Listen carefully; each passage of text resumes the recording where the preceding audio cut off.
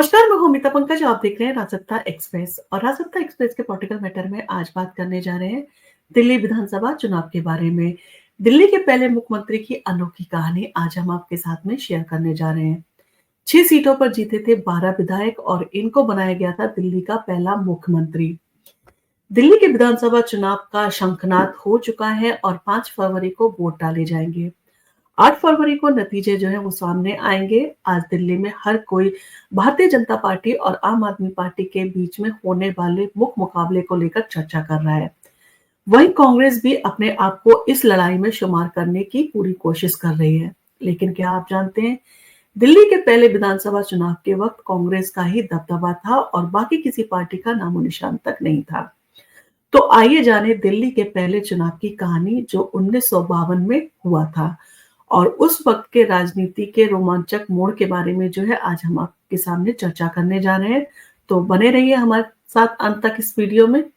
दिल्ली के पहले विधानसभा चुनाव की पृष्ठभूमि की अगर बात करें तो दिल्ली की विधानसभा का गठन 17 मार्च 1952 को पार्ट सी राज्य सरकार अधिनियम 1951 के तहत किया गया था। इसके बाद विधानसभा चुनाव हुए और पहली सरकार बनी। लेकिन 1 अक्टूबर 1956 को दिल्ली विधानसभा का उन्मूलन कर दिया गया। इसके बाद सितंबर 1967 में दिल्ली में मेट्रोपॉलिटन काउंसिल का गठन किया गया, जिसमें 56 निर्वाचित और 5 मनोनीत सदस्य होते थे। इसके बाद दिल्ली में विधानसभा चुनाव का सिलसिला जो है वो बंद हो गया। साल 1951 में संविधान में 69वां संशोधन कर दिल्ली के लिए विधानसभा की व्यवस्था फिर से शुरू की गई। 1992 में परिसीमन हुआ और 1993 में फिर से विधानसभा चुनाव हुए और सरकार बनी और तब से दिल्ली में नियमित विधानसभा चुनाव जो है वो होते आ रहे हैं। दिल्ली में पहला चुनाव जो हुआ था वो काफी दिलचस्प था और दिल्ली की विधानसभा का पहला चुनाव 1952 में हुआ था।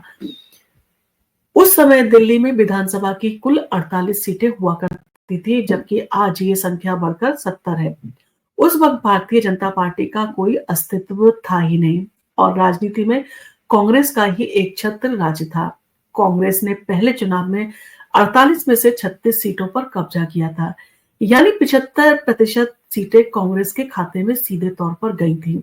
उल्लेखनीय है कि चुनाव में 58.52% मतदाताओं ने वोट डाले, जिनमें से 52% वोट सिर्फ कांग्रेस को ही मिले थे। 6 सीटों पर 2-2 विधायकों का जो है वो चयन किया गया था। दिल्ली के पहले विधानसभा चुनाव में कुछ दिलचस्प घटनाएं भी हुई थी। 6 सीटें ऐसी थी जिन पर 2-2 विधायक चुने गए थे। ये सीटें थी रीडिंग रोड, रहगरपुरा देवनगर, सीताराम बाजार, तुर्कमान गेट, पहाड़ी, धीरज बस्ती जुलाहा, नरेला और बहरोली। इन सीटों पर उम्मीदवारों की संख्या इतनी अधिक थी कि यहां से 2-2 विधायक चुने गए थे। खास बात यह थी कि रीडिंग रोड पर जो सीट थी उसमें जनसंघ के उम्मीदवार अमित चंद और कांग्रेस के प्रफुल्ल रंजन दोनों ही जो है जीत उन्होंने हासिल की थी। पहले चुनाव में 6 सीटों पर 12 विधायकों ने जो है वो चुनाव जीता था। ये कहानी थोड़ी अजीब जरूर थी, लेकिन ये दिल्ली के पहले चुनाव का एक अनोखा पहलू था। चौधरी ब्रह्म प्रकाश एक्सीडेंटल सीएम बनाए गए थे। ऐसा कहा जाता है कि उनको एक्सीडेंटल सीएम जो है कहा जाता था उस दौर का। दिल्ली के पहले चुनाव में कांग्रेस को भारी जीत जो है मिली थी। उसके बाद मुख्यमंत्री की कुर्सी पर चौधरी ब्रह्म प्रकाश को बैठाया गया था। हालांकि कहा जाता है कि ब्रह्म प्रकाश का मुख्यमंत्री बनना पूरी तरह से एक एक्सीडेंट था।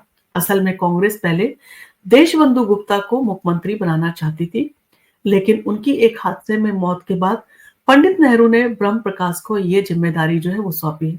चौधरी ब्रह्म प्रकाश के बारे में अगर बात करें तो उनका जन्म हरियाणा के रेवाड़ी में हुआ था और उनका जीवन जो है काफी साधारण था। साधारण जीवन जीने में वो विश्वास रखते थे। वे खुद को एक सादा जीवन जीने वाला व्यक्ति ही मानते थे और मुख्यमंत्री बनने के बाद भी उन्होंने कभी मुख्यमंत्री आवास में रहना जरूरी नहीं समझा।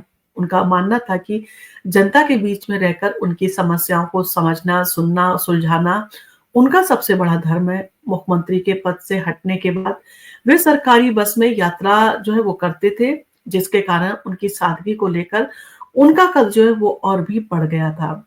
इसी सादगी के कारण उन्हें शेर दिल्ली और मुगले आजम की उपाधि से भी नवाजा गया था। 1993 में बनी थी पहली बार भारतीय जनता पार्टी की सरकार दिल्ली में।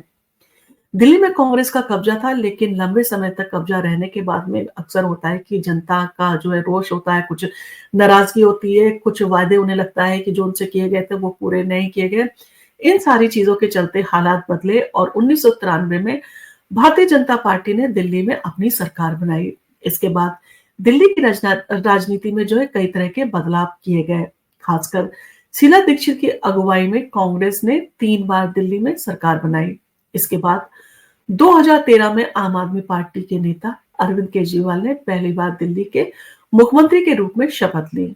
हालांकि उनकी सरकार 50 दिन में ही गिर गई थी और 14 फरवरी 1915 को केजरीवाल फिर से मुख्यमंत्री बने और 2020 में एक बार फिर से आम आदमी पार्टी ने दिल्ली में चुनावी जो है वो जंग को जीतकर अपनी सरकार बनाई और अरविंद केजरीवाल वापस जो है वो मुख्यमंत्री बने।